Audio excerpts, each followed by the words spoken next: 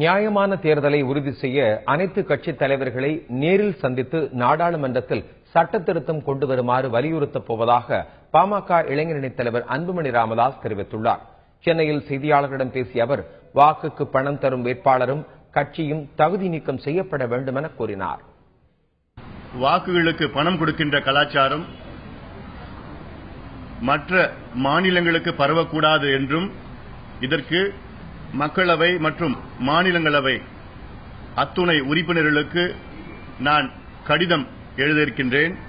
இந்தியாவில் உள்ள அனைத்து கட்சி தலைவர்களுக்கு இது சம்பந்தமாக கடிதம் எழுதி அந்த தலைவர்களை நேரடியாக சந்தித்து நாடாளுமன்றத்தில் சட்ட திருத்தங்களை கொண்டு வர வேண்டும் என்றும் வலியுறுத்த இருக்கின்றோம்.